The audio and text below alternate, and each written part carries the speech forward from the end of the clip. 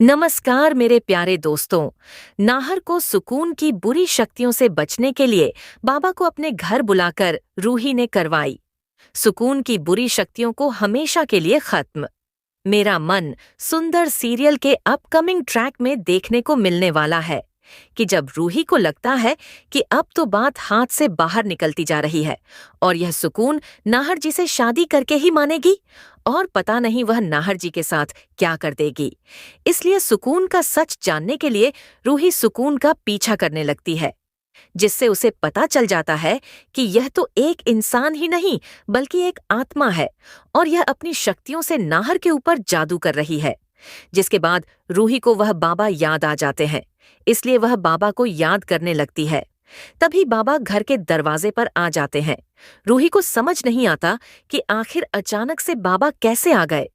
उसने तो बाबा को कोई खबर भी नहीं की थी, ना ही अपने घर का पता दिया था।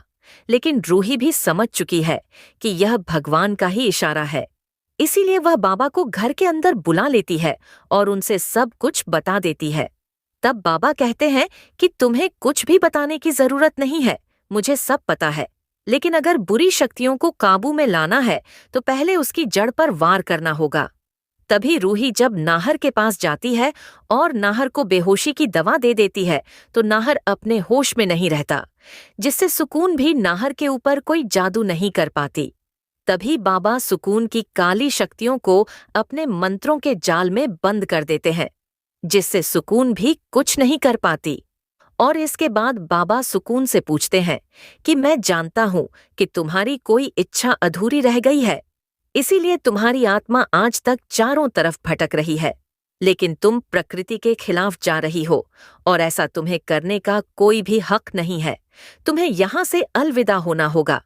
लेकिन सुकून बहुत ज्यादा गुस्से में है और वह कहती है कि जब मैं इंसान थी तब तो मैं कुछ भी नहीं कर पा रही थी, फिर तब मुझे मदद करने के लिए तुम लोग क्यों नहीं आए।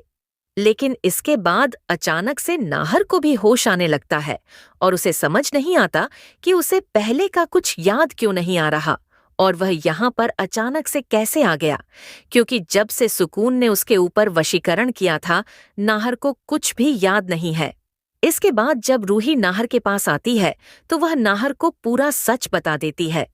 तो इस तरह से रूही और नाहर सुकून की आत्मा से छुटकारा पालेंगे, या फिर आने वाला है नाहर और रूही की जिंदगी में बड़ा खतरा,